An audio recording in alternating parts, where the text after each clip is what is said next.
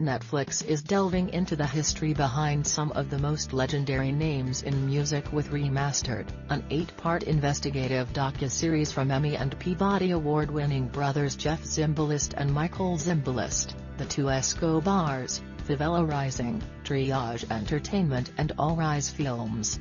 Each of Remastered's 8 installments will roll out monthly on Netflix beginning October 12.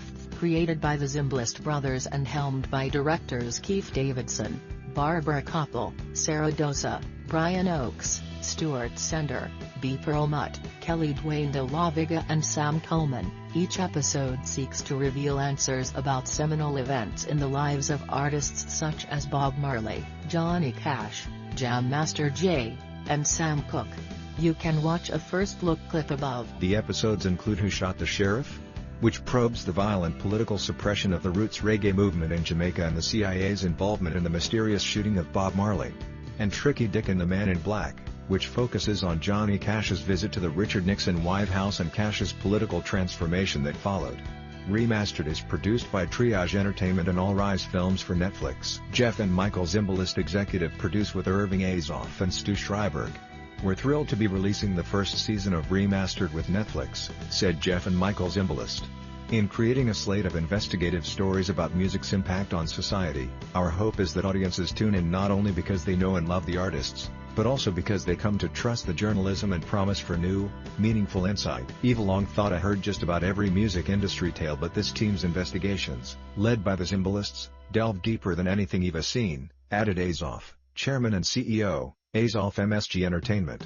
Complete descriptions of each of the 8 installments with premiere dates follow below. Who Shot the Sheriff launches October 12, directed by Keith Davidson. Open Heart, The Ivory Games. The violent political suppression of the roots reggae movement in Jamaica told through an investigation into Jamaican politics and the CIA's involvement in the mysterious shooting of Bob Marley. Tricky Dick and the Man in Black launches November 2018, directed by Barbara Koppel and Sarah Dosa. American Dream, Harlan County, USA. Concerned by a rising rock and roll influence on a growing liberal fanbase, President Nixon invited Johnny Cash to the White House to solidify his base in the traditionally more conservative genre of country music. What Cash did instead was subversive and surprised everyone. Cash's political values had begun to take a new shape after his famed prison concerts at Folsom and San Quentin, and this night marked the climax of his political transformation. Who Killed Jam Master Jay launches in December 2018, directed by Brian Oakes. Jim, The James Foley Story. Abstract Run DMC's Jam Master Jay was shot and killed in a Jamaica, Queens recording studio in 2002. Despite 6 witnesses present at the murder, no one has ever been convicted. This track steps into the murky world of hip-hop in Hollis, Queens to understand Jay's loyalties to his roots and investigate this iconic whodunit. Massacre at the Stadium launches in January 2019, directed by B. Perlmutt. Havana Motor Club, known as Chile's Bob Dylan, Victor Jara was a fearless political singer who led the historic Nueva Canción folk movement in Chile during the CIA-backed Pinochet dictatorship. Pinochet's regime eventually would torture and kill Jara, along with 3,000 others, in the National Stadium, for writing a song about the covert killings. The Chilean army official who was convicted of pulling the trigger and ending Jara's life is living in hiding in Florida. He is convinced he can prove his innocence. And that's where this story begins. The Two Killings of Sam Cooke launches in February 2019, directed by Kelly Dwayne de la Vega. Better This World. Sam Cooke was one of the most influential black musicians of the civil rights movement and made a huge impact on the rights of black musicians, frustrating the white establishment. An investigation into the circumstances and controversy surrounding his murder uncovers a deeper question: did the record industry try to suppress the story of Cooke's death? And to what extent did they suppress the politics of his life?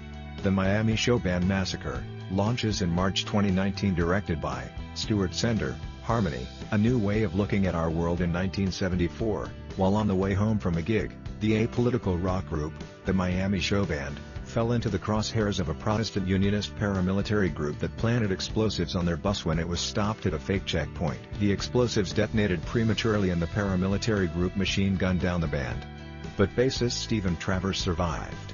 This film tracks Travers' efforts and recent discoveries to tie the bombing and subsequent attacks to direct orders given by the British government. Devil at the Crossroads launches in April 2019, directed by Brian Oakes. Jim, the James Foley story, Abstract the short, mysterious life of the most enduring legend of blues music, Robert Johnson, is one of elaborate myth. Johnson was said to have made a deal with the devil at a crossroads in rural Mississippi, and many believe that everything the impassioned blues icon touched was cursed. This film examines more worldly interpretations of these myths and how they might explain the depth and beauty of later blues musicians who were heavily influenced by Johnson. Lion's Share launches in May 2019, directed by Sam Cullman. If a Tree Falls, a story of the Earth Liberation Front. This film tracks South African journalist Ryan Mallon's journey to find the original writers of the legendary song The Lion Sleeps Tonight, which earned more than $15 million in royalties for American groups like the Tokens, Pete Seeger and the Weavers, as well as Disney. Mallon discovers the original writer, a black South African named Solomon Linda, whose family currently lives in poverty in the slums of Soweto, didn't receive royalties. Driven by his own guilt that his uncle was one of the architects of apartheid, Mallon goes after businessmen in the U.S. music industry to force them to pay their fair share to Linda's family. What do you think about it? Share your opinion in the comments below the video. And also subscribe to the channel not to miss new, interesting videos.